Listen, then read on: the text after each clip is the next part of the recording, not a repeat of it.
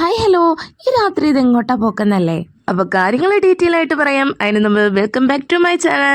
എൻ്റെ വീഡിയോ ആദ്യമായിട്ട് കാണുന്നവരാണെങ്കിൽ എൻ്റെ ചാനൽ ഒന്ന് സബ്സ്ക്രൈബ് ചെയ്തിട്ടിരുന്ന കാണണേ.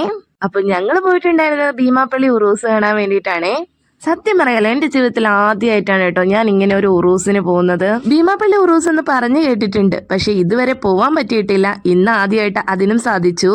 അപ്പോൾ പള്ളിയിൽ കയറുന്നതിന് മുമ്പായിട്ട് തന്നെ താഴെ കുറേ സ്റ്റോളുകളൊക്കെ ഉണ്ടായിരുന്നേ. ആദ്യം തന്നെ ഞങ്ങൾ പള്ളിയിലേക്ക് കയറാമെന്ന് വിചാരിച്ചിട്ടുണ്ടായിരുന്നു. പള്ളിയിൽ ലൈറ്റുകൾ കൊണ്ട് ഒരു വിസ്മയം തന്നെ തീർത്തിട്ടുണ്ടേ.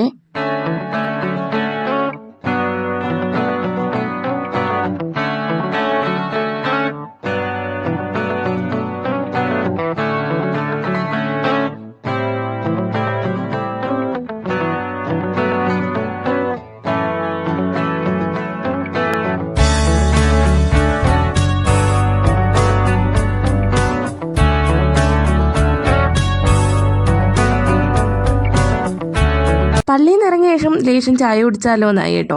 അങ്ങനെ ഞങ്ങൾ ചായക്കട അന്വേഷിച്ചുള്ള യാത്രയാണ് ഇത്. ഇവിടേക്ക് ഉണ്ടായിരുന്ന കടയൊക്കെ ഫാൻസി ഐറ്റംസ് ഒക്കെ ആയിരുന്നു കേട്ടോ. അങ്ങനെ ഞങ്ങൾ എങ്ങനെയെങ്കിലും ചായക്കട കണ്ടുപിടിച്ചു. അവിടെ നല്ല തിരക്കുണ്ടായിരുന്നേ. ചായ മാത്രമല്ല കേട്ടോ ഇവിടുത്തെ സ്പെഷ്യൽ.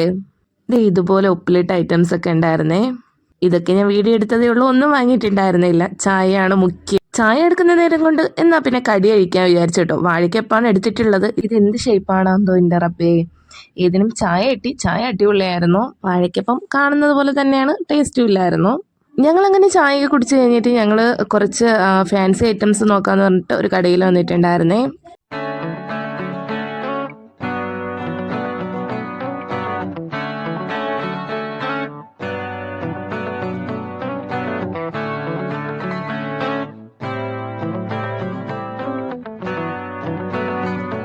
പാത്തുവിന്റെ സൈസിനുള്ള മോതിരമൊന്നും അവിടെ ഇല്ലായിരുന്നേ. പല കളറിലുള്ള അത്ര ഉപ്പുകൾ അങ്ങനെ ഇരിക്കുന്നുണ്ടായിരുന്നേ. അതൊക്കെ കാണാൻ നല്ല ഭംഗിയുണ്ടായിരുന്നേ.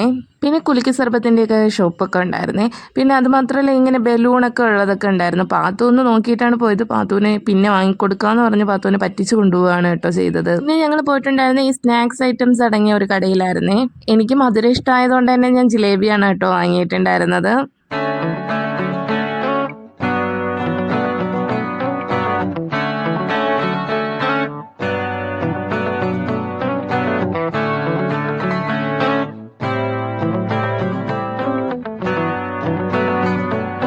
പിന്നെ അവിടെ ഇതേ ഫർദകളൊക്കെ ഉണ്ടായിരുന്നു. ഈ ഫർദയ്ക്കൊക്കെ നല്ല വിലക്കുറവുണ്ടായിരുന്നു. 500 തൊട്ടാണ് സ്റ്റാർട്ടിങ് ഉണ്ടായിരുന്നത്.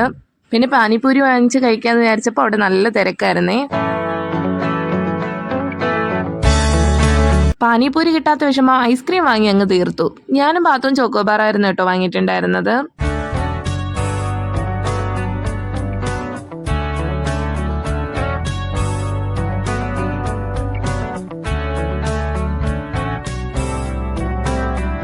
പിന്നെ 5 ഗ്ലാസ് 100 രൂപയ്ക്കുള്ള ഒരു കട കൂടി കണ്ടായിരുന്നേ.